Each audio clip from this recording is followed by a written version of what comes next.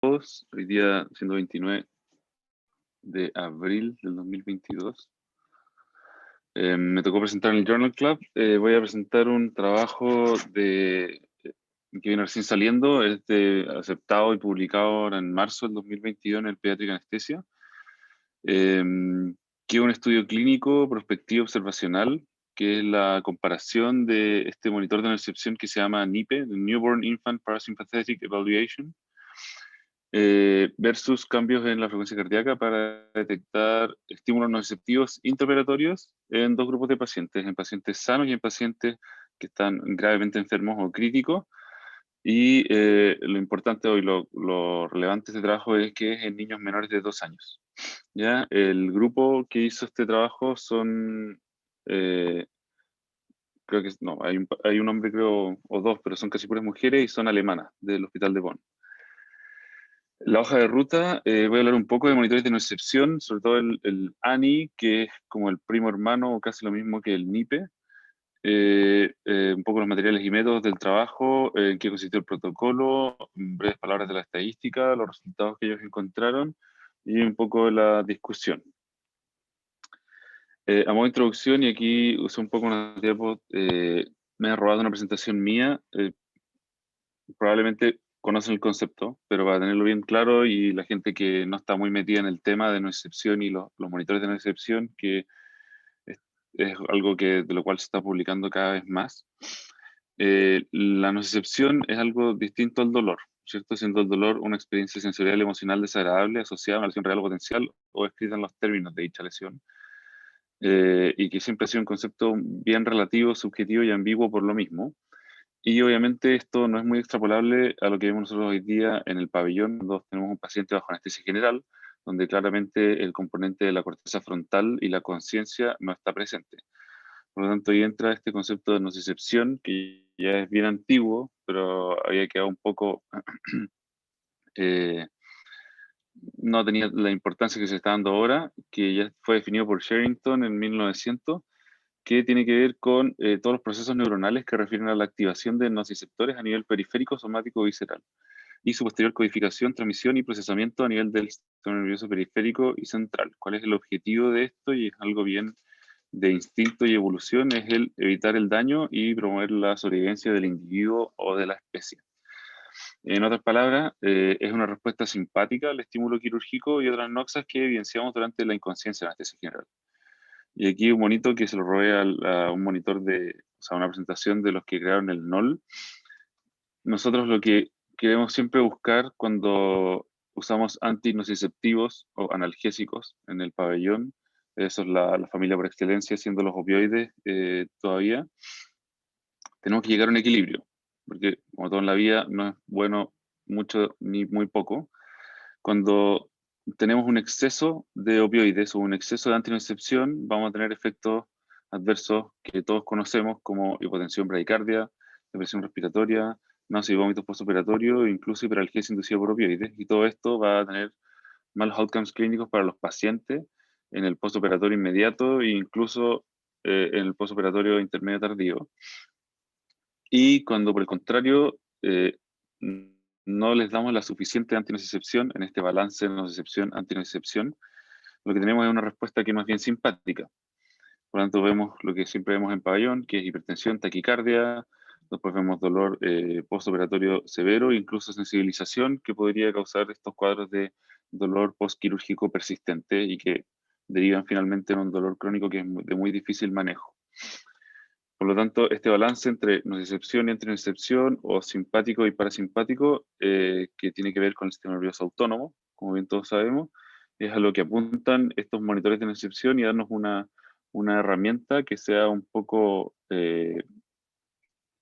mejor que solo ver y responder frente a un movimiento o un aumento en la frecuencia cardíaca o hipertensión. Dentro de los monitores de nocicepción, y esto ya en pediatría, hay poca evidencia.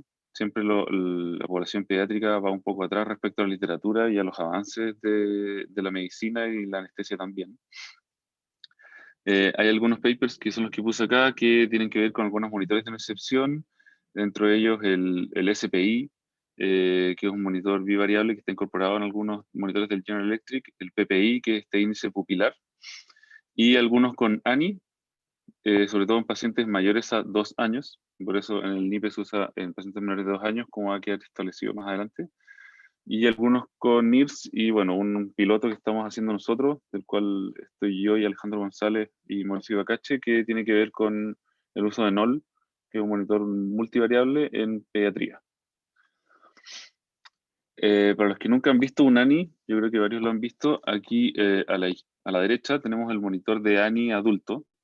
Hubo un grupo de Doloris, que es la empresa que los trajo, que nos donó, y hay varios ahora que están disponibles, así que pueden hablar conmigo o con cualquier otro, y si quieren usarlo algún día, tenemos unas muestras de monitores, o sea, tenemos el monitor, tenemos el dispositivo para poder usarlo en los pacientes, por si quieren experimentar. Lo que se ve a grandes rasgos es primero el índice ANI, que el índice va de 0 a 100, siendo 100 un paciente que está con mucha antinocicepción o que tiene un parasimpático a full. Por lo tanto, eso se traduce en un paciente que no está con dolor.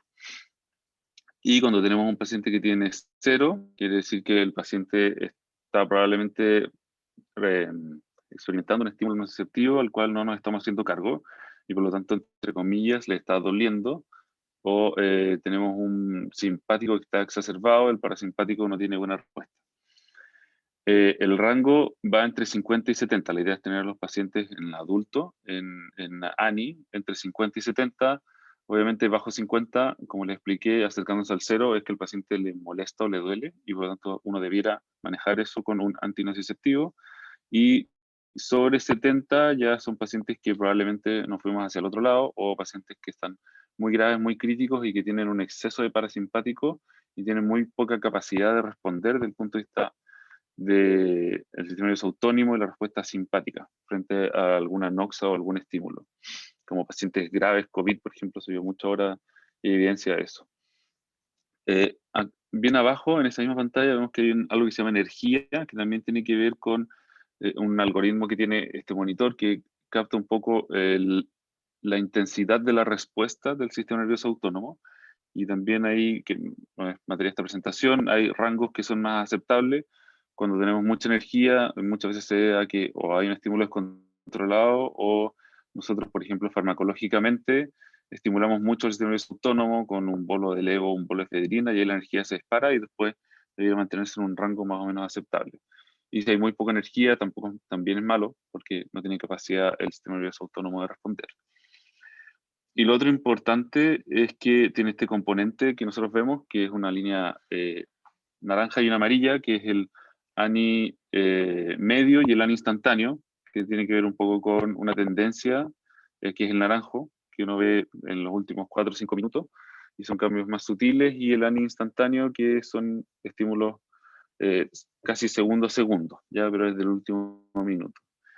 Y abajo de eso vemos unas líneas azules que tienen que ver con el componente ventilatorio, que es muy importante en este algoritmo. Entonces, podemos decir que el ANI, si bien tiene que ver con la variabilidad de la frecuencia cardíaca, y ese índice se calcula principalmente con esto, el componente ventilatorio también es importante porque entra en juego la arritmia sinusal respiratoria, que tiene que ver con el acople desde el punto de vista mecánico, como bien todos sabemos, de cómo cambia el gasto y el retorno cardíaco, y eso incide en la frecuencia cuando los pacientes están en fases de inspiración o expiración.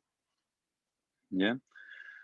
Eso haciendo un barrido de lo que significa el ANI y los monitores de excepción. Y el NIPE es prácticamente lo mismo, solo que ellos manejaron un poco el algoritmo y se utiliza, sobre todo desde la mayor evidencia es desde el 2010 en adelante, en población neonatal. ¿Ya? Por eso es la N de neonatal. Y el mayor uso que ha tenido este monitor es en las UCI neonatales, en pacientes críticos que están intubados muchos días, y que sirve un poco para ver este índice mantenerse entre 50 y 70, y por eso hay la carita triste y la carita feliz. Si los pacientes están con confort o disconfort respecto a la sedación y a los procedimientos que les van haciendo en la neo.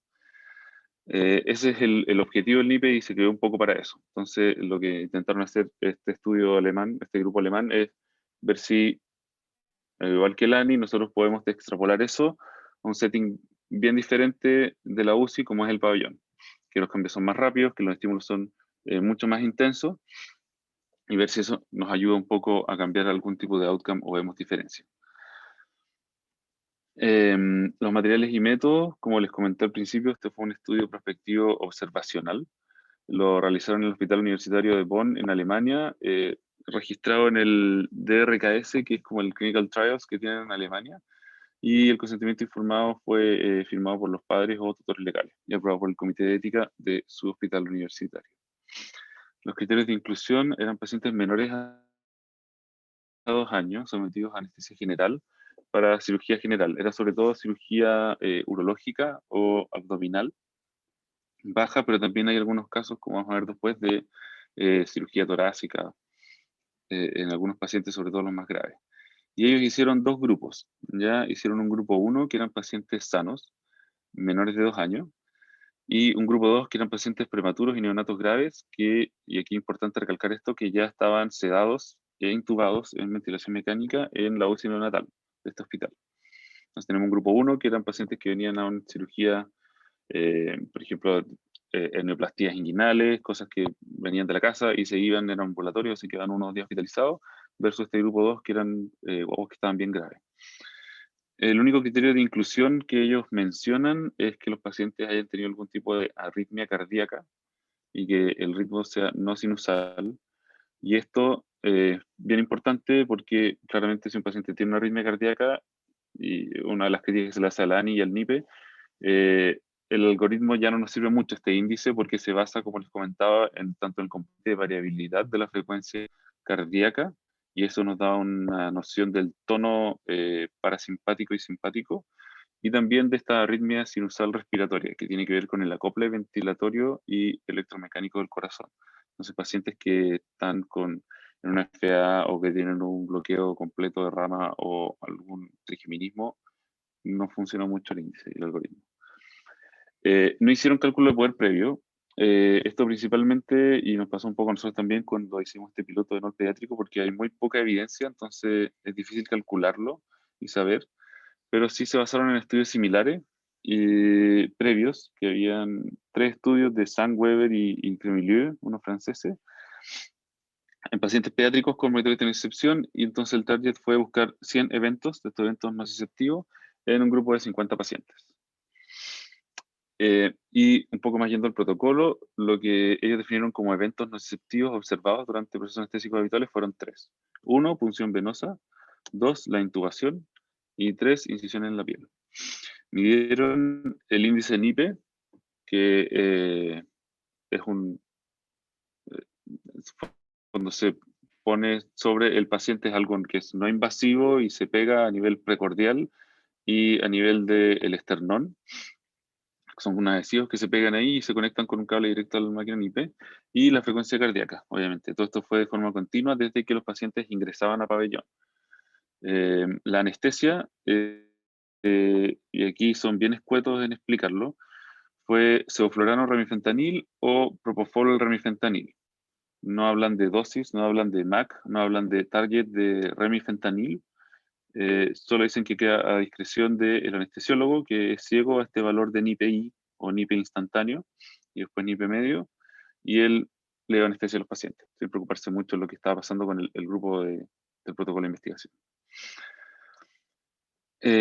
Los valores de NIPE y de frecuencia cardíaca durante el estímulo definieron un baseline o un valor T1, y lo que hicieron ellos fue ver el basal y ver cómo se comportaba durante los 120 segundos después de este baseline, y calcularon la diferencia absoluta en promedio o el porcentual de cambio, sea incremento o decremento. Obviamente, como es un índice que va cambiando segundo a segundo, igual que la frecuencia cardíaca, que tiene una variabilidad que es propia, ellos consideraron que 3 puntos en valor NIPE, que recordemos que va de 0 a 100, o 5 puntos absolutos en la frecuencia cardíaca eran fluctuaciones normales o el umbral mínimo de cambio. Por lo tanto, esos cambios no se consideraban dentro del análisis de la data que ellos obtuvieron. Aquí en la figura vemos el caso que es de un paciente.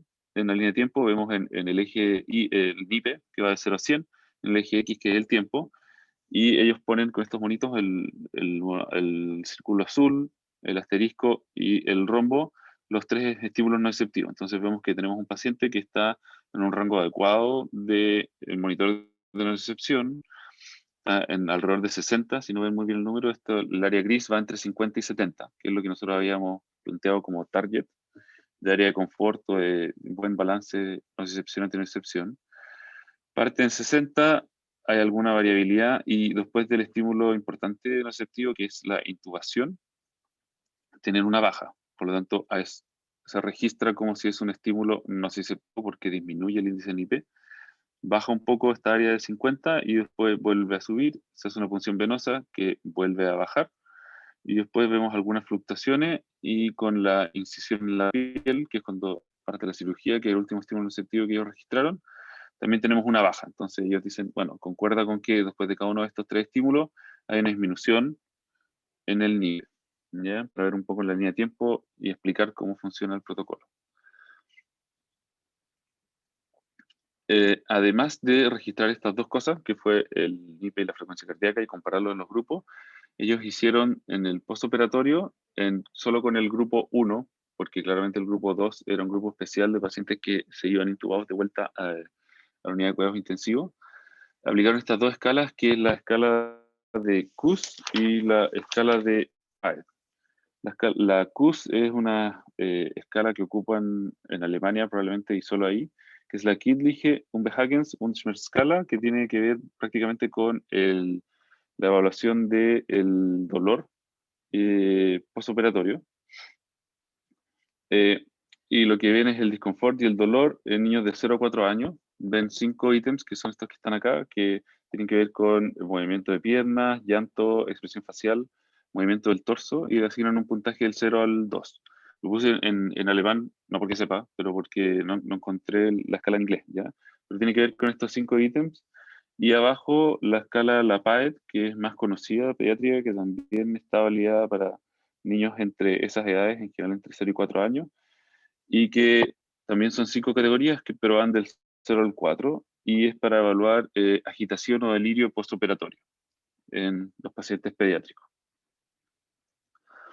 En la estadística, ellos para analizar la normalidad de los datos usaron el test de Shapiro-Wilk para ver todo lo que tiene que ver con las diferencias entre el NIPE y frecuencia cardíaca. Usaron un test de Student de 2 colas y las variaciones espontáneas de las desviaciones estándar usaron un test binomial. Y para evaluar finalmente sensibilidad y especificidad y comparar y ver cuál era una mejor herramienta, hicieron curvas ROC con NIPE y con frecuencia cardíaca. Y compararon estas áreas bajo la curva con un test de DeLong y consideraron un valor alfa de 0,05, una significancia estadística. Los resultados, y aquí voy a tener un poco, ellos lograron 110 eventos de la meta, que eran 100, como habíamos dicho, en 51 pacientes, y eran 50 pacientes, por lo tanto estuvieron bastante bien en eso que se habían propuesto, y eso fue durante 63 cirugías. O sea, hubo algunos pacientes, sobre todo los del grupo 2, que probablemente se repitieron y entraron a más de una cirugía. La anestesia duró entre 2,5 más o menos 1,2 horas, y la cirugía en promedio 1 hora menos que eso. O sea, igual, independiente de que hayan sido procedimientos, sobre todo en el grupo 1, que eran pacientes sanos, fueron, a mi consideración, y verso lo que un poco estamos acostumbrados acá, bien prolongadas las anestesias, ¿ya? O sea, 2,5 o 3 horas para una neoplastía inguinal o fimosis o cirugía urológica, que es lo que uno está acostumbrado en niños, es bastante.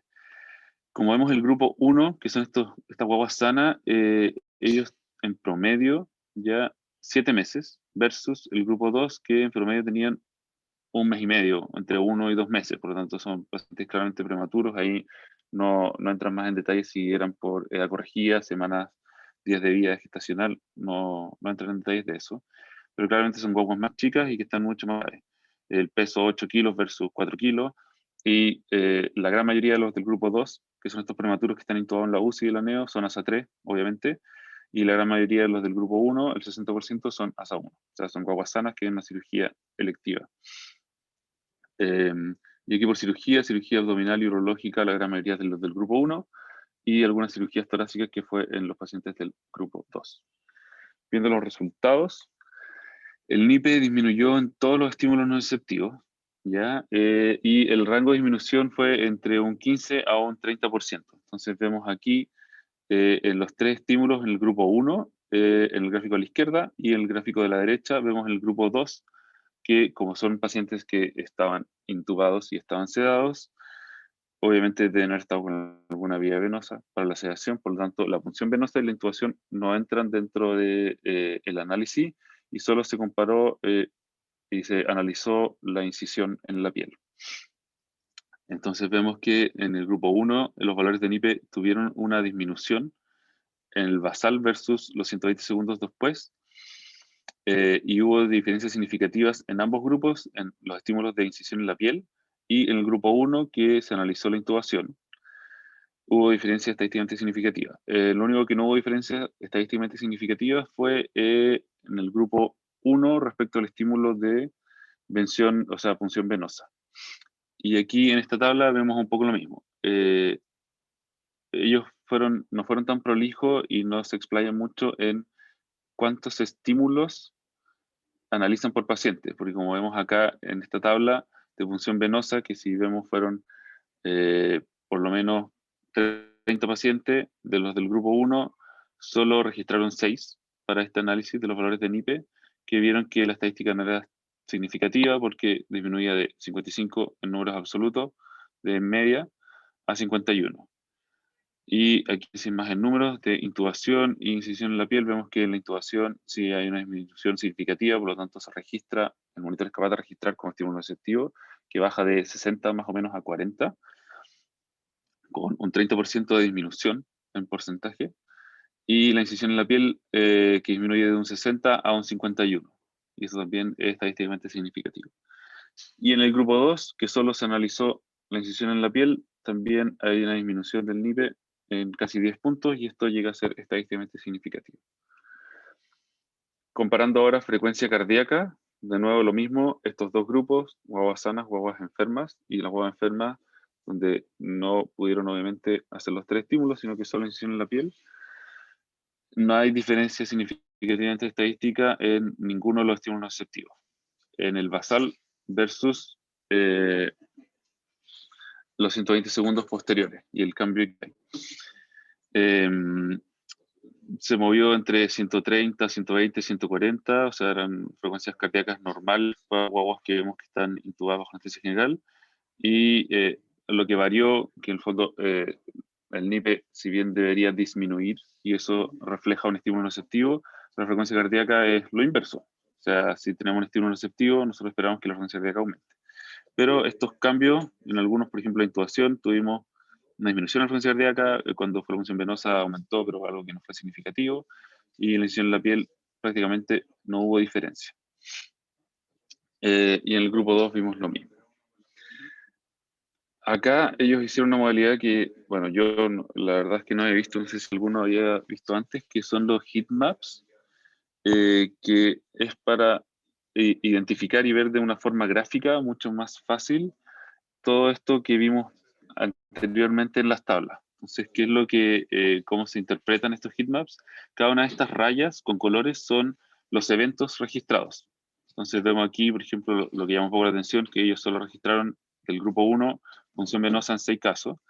Y según el color, vemos si, tanto en el NIPE, que es las dos columnas de la izquierda, como en la frecuencia cardíaca, que son las de la derecha, hubo un aumento que mientras más verde o más intenso el verde es mayor el porcentaje de cambio, o sea, más del 30% de cambio, versus el color rojo más oscuro, que es una disminución, disminuyó más de un 30%.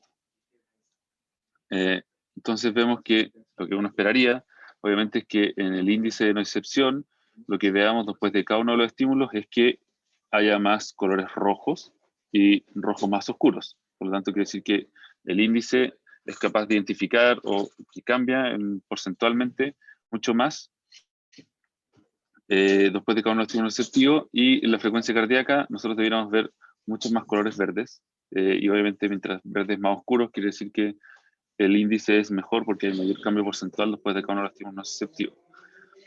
Y vemos que si bien en el índice NIPE, y lo que sale un poco acá, disminuye en un 91,6% de los eventos, por lo tanto la mayoría de las cosas lo vemos acá gráficamente que está bien rojo, y rojo bien oscuro, sobre todo en la intubación, que es en esta columna, versus la frecuencia cardíaca, donde debiéramos ver todo verde, pero se mezcla un poco. Hay pacientes que tenemos verde, hay pacientes que tenemos rojo, hay pacientes que tenemos en área gris, que en verdad no hay muchos cambios, y no tenemos tanto estos verdes bien oscuros, que son aumentos en la frecuencia cardíaca, que nos diría que la frecuencia cardíaca es un buen indicador para identificar estímulo nociceptivo.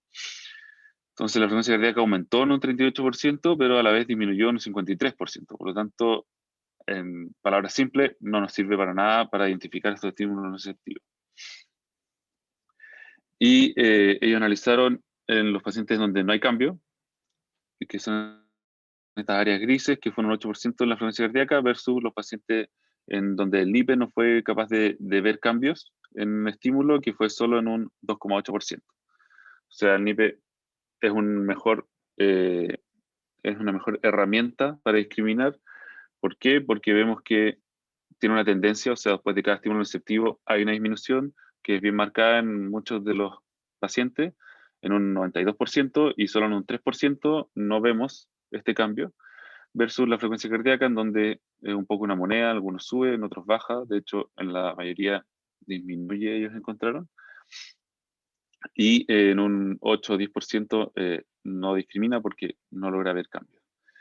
Y una de las últimas figuras del trabajo son las curvas ROC que hicieron de sensibilidad y especificidad. Entonces, como todos sabemos, la línea en diagonal significa que probablemente esa herramienta no nos sirve, y es lo mismo que tirar una moneda al aire, que sea al azar. Y es lo que vemos un poco con la línea punteada, ya que son la frecuencia cardíaca. Entonces vemos que la frecuencia cardíaca en realidad es casi lo mismo que tirar una moneda al aire para definir si un estímulo es doloroso o no receptivo en estos pacientes o no, versus el índice de NIPE, que vemos que tanto en el grupo 1 como en el grupo 2 tiene áreas bajo la curva que son de 0,9, 0,921, 0,926 y 0,917, versus la frecuencia cardíaca, que es 0,6, cercana a 0,5, que es lo que vemos, todos sabemos que no nos sirve mucho. Y muy pocas palabras y en honor al tiempo para discutir un poco las escalas estas que comenté de dolor postoperatorio y agitación y delirio postoperatorio en los pacientes solo del grupo 1, porque los otros se excluyen. Lograron evaluar, hicieron 35 evaluaciones en 23 pacientes, y ¿qué es lo que ellos vieron? Que no hubo correlación entre valores de escala y valores menores de 50 de NIPE normalizados a la duración de anestesia. Hicieron un análisis de regresión logística para ver esto. ¿Esto qué significa? Que probablemente, y lo que querían demostrar también es que si bien el NIPE demuestra que identifica los estímulos nociceptivos dentro del pabellón, si los pacientes tuvieron mucho dolor o mucha nocicepción durante el pabellón, por lo tanto tuvieron durante mucho tiempo valores menores de 50, uno esperaría que los pacientes después de la recuperación, cuando uno evalúa a los niños o a las guaguas y ve si tienen dolor o agitación, tuvieran dolor y agitación. Pero esto no tenía correlación. Lo que sí tenía correlación era la duración de anestesia, más que el índice NIPE o, en el fondo, si los guaguas estaban sometidas a más horas de anestesia, era más probable que tuvieran un peor desempeño en estas escalas de dolor y agitación, más que si estuvieron volando más arriba o más abajo en el NIPE. Eso, muy breve para algunas preguntas y comentarios. Ellos vieron que la reproducibilidad global del índice NIPE era buena, tanto en pacientes sanos, que era este gran grupo 1, como en guaguas muy chicas, críticas sedadas y ventiladas de la UCI y la NEO, y que había una asociación significativa entre la disminución de los valores del NIPE y los estímulos no receptivos, en contraste con la frecuencia cardíaca, como vimos, que no servía mucho. Cosas a considerar: el NIPE fue creado, como les dije al principio, para monitorización continua de disconfort o de evaluación de, como no podemos ver el dolor o preguntarles obviamente a las guaguas en la natal para ver estos pacientes graves crónicos. No invasivo está basado en la variabilidad de la frecuencia cardíaca para hablar del tono parasimpático, y los valores menores a 50 o una disminución abrupta tienen que ver con disconfort o actividad parasimpática reducida. Algunas limitaciones de este trabajo. Primero, el NIPE y el ANI necesitan, como les comenté, ventilación idealmente continua, o tener esta patita de ventilación de forma continua para poder tener un buen registro y que el índice funcione bien, y un buen análisis. Por lo tanto, los resultados obtenidos durante la intubación y la apnea son bien cuestionables, y es donde ellos tuvieron el mejor desempeño de este monitor, que fue durante la intubación como estímulo receptivo, pero claramente, y no está escrito ahí cuánto tiempo estuvieron en apnea las guaguas, si eso influyó probablemente en el NIPE, e incluso la disminución durante la intubación, además de estímulo receptivo, podría haber sido potenciado por una ausencia de la ventilación, esta disminución brusca. Considerar también que existen variaciones interindividuales del NIPE que reflejan inconsistencia en algunos resultados que ellos vieron. Y algunas cosas que son más detalle.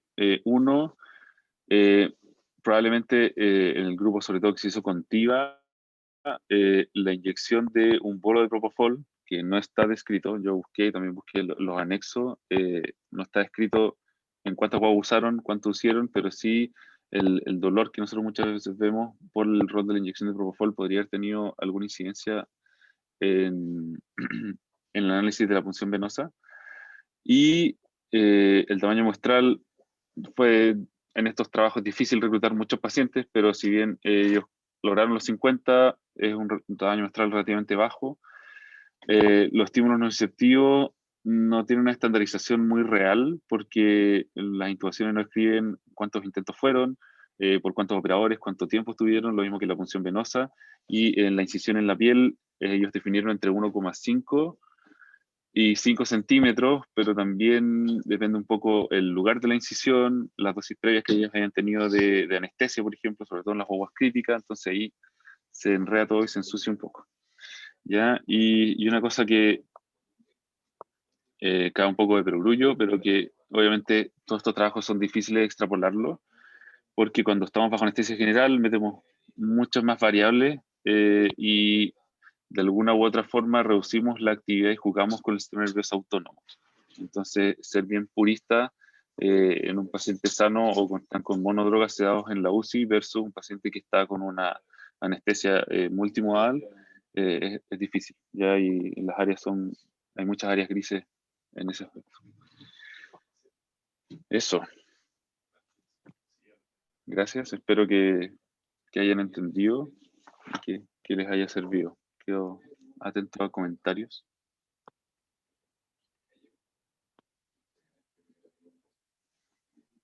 ¿Me escuchan? Sí, muchas gracias, Pancho. Súper bueno. Se abre la sesión para preguntas.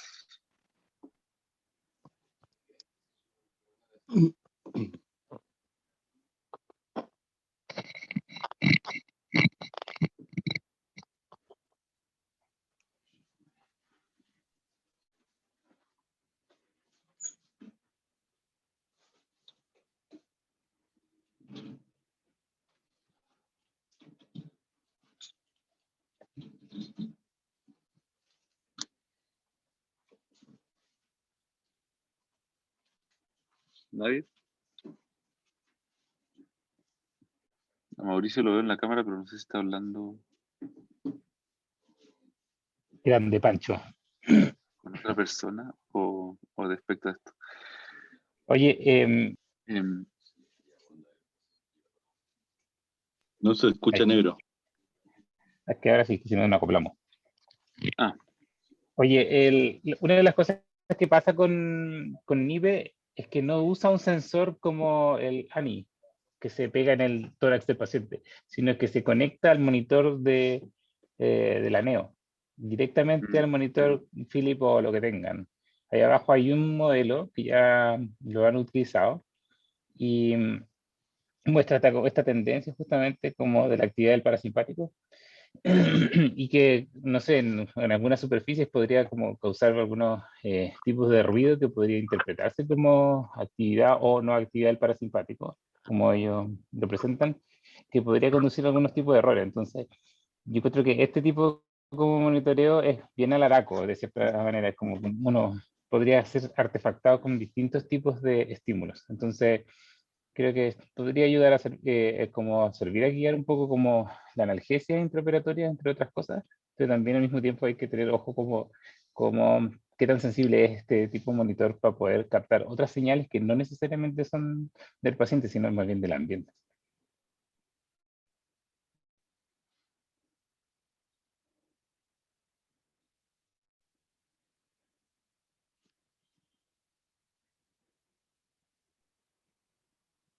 Un comentario. Oye, Pancho, gracias por el trabajo. La verdad es que es re interesante poder tener trabajos de este tipo disponibles para poder ver si estos monitores realmente existen o nos van a ayudar en lo que hacemos todos los días.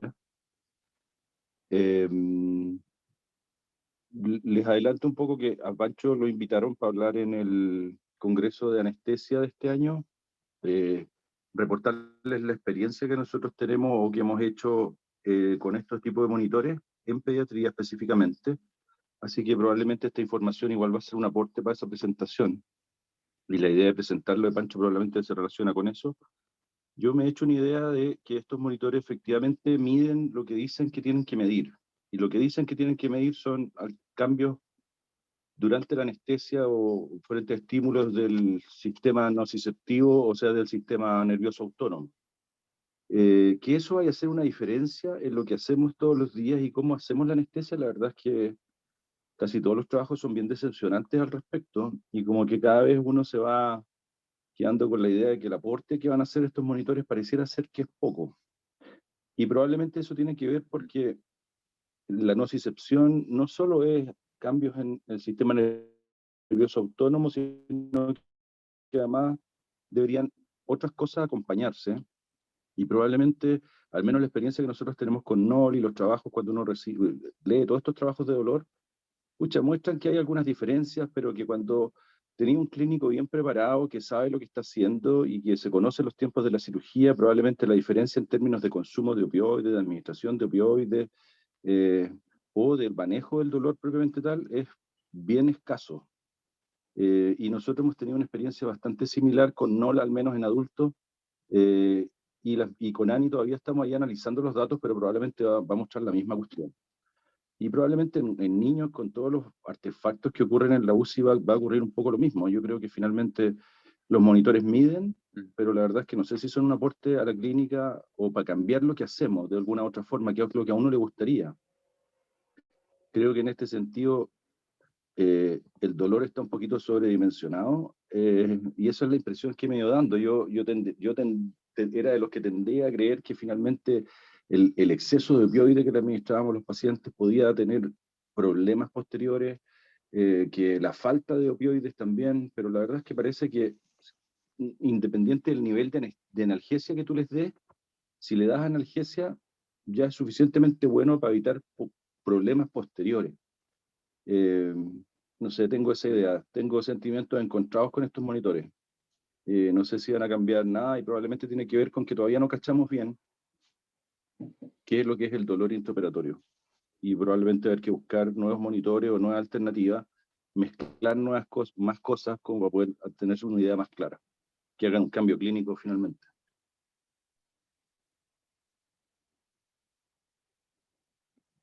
Sí, muy de acuerdo. Creo que Ricardo Fuentes levantó la mano. Yo opino un poco parecido a Eva Caché, entonces el tiro para Ricardo.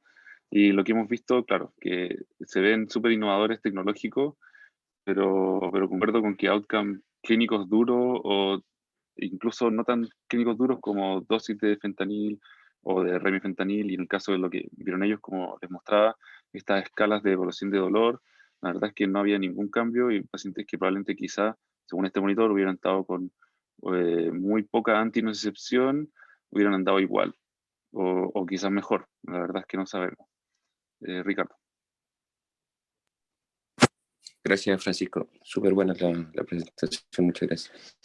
Era una cosa parecida a lo que dijo Mauricio, en el sentido de que no sé, habemos varios de aquí que participamos en una capacitación de ANI.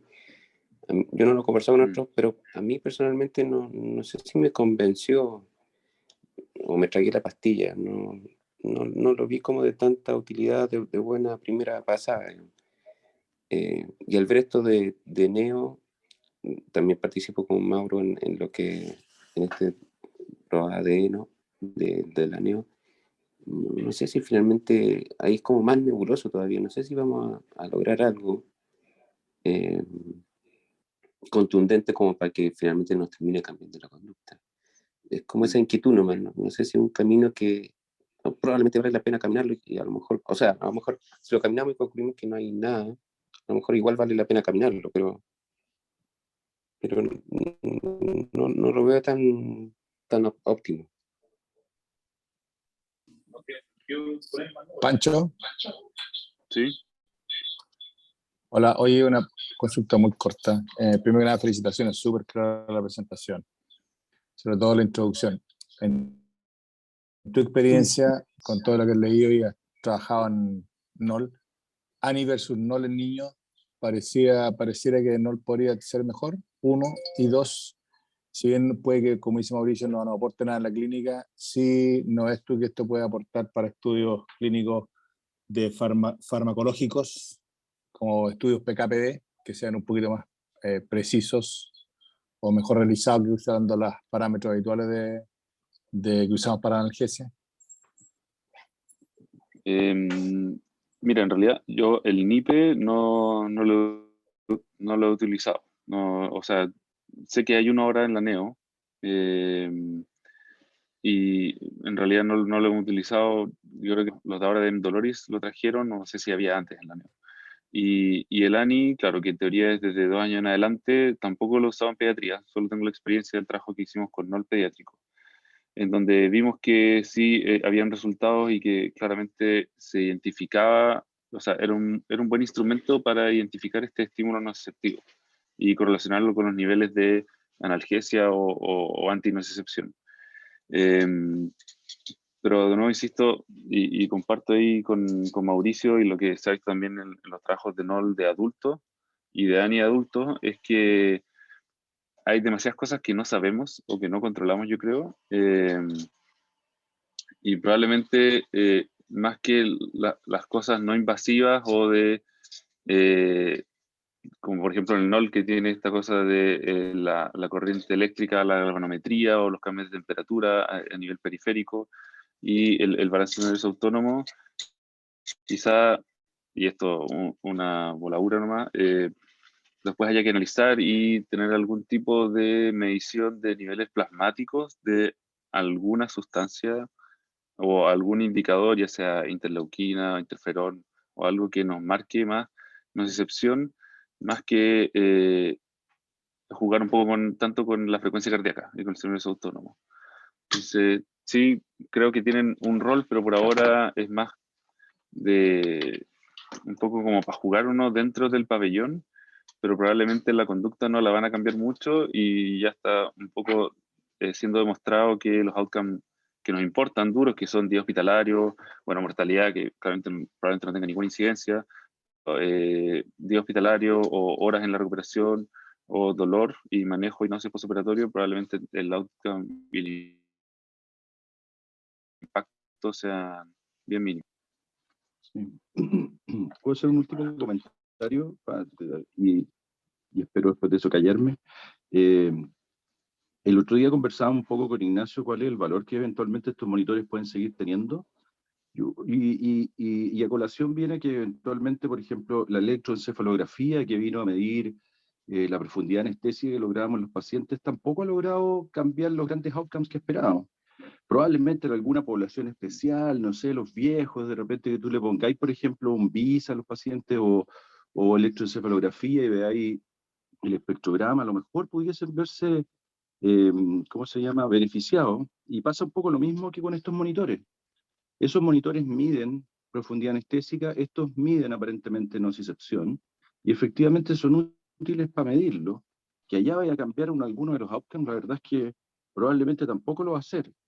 Es lo mismo, creo yo, que ponerle la temperatura a los pacientes. O sea, tú podéis dar anestesia sin temperatura, podéis dar anestesia sin BIS, sin electroencefalografía, podéis dar anestesia sin estos monitores, sin duda. Pero creo que el camino hay que hacerlo, hay que ir y hacer trabajo. A lo mejor lo que decía un poco Alejandro, lo que esbozaba, a lo mejor esto va a permitir hacer a lo mejor mejores modelos de analgesia. O sea, el modelo que usamos de remifentanil está basado en cosas que no tienen nada que ver con el dolor probablemente, y a lo mejor si a ese algoritmo de modelos farmacocinéticos le metí estos valores, o a lo mejor podéis tener una mejor dosificación de los analgésicos, no sé, remifentanil u otros analgésicos. De que eso vaya a ser un cambio real en la clínica, escucha, no lo logramos con la profundidad anestésica, con esto probablemente tampoco, pero el camino hay que hacerlo, los monitores van a estar disponibles, va a haber que entender cómo funciona el dolor, y por último esto nos ha hecho plantearnos y cuestionarnos si lo que estamos haciendo clínicamente es bueno. Eso ha demostrado a lo largo de la historia que lo que hacemos de darle analgesia a esta población específicamente cambió el pronóstico de vida de estos pacientes. Que le demos más, que le demos un poquito menos, pareciera ser que eso no tiene mucha importancia, pero sí meterse en el tema es una cosa que tenemos que hacer, sobre todo en esta universidad, sobre todo en un lugar donde enseñamos, porque los monitores están disponibles, la gente pregunta si hay que comprarlos o no, si hay que usarlos o no. Y por eso tenemos que hacer una experiencia, y yo creo que el valor de esto es que va aportando a la ciencia y a poco vamos a ir entendiendo más cosas que nos van a permitir mejorar lo que hacemos.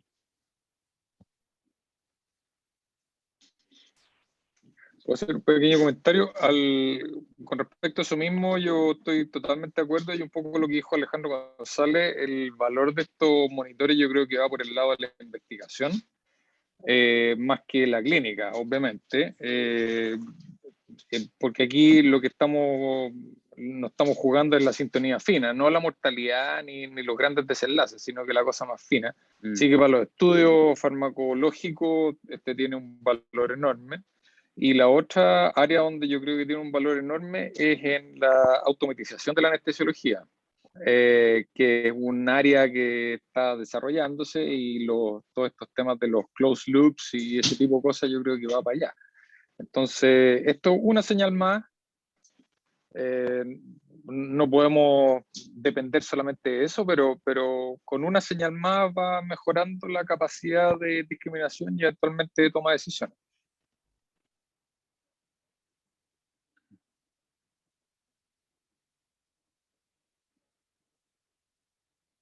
Bien, en honor al tiempo, yo creo que lo dejamos hasta acá.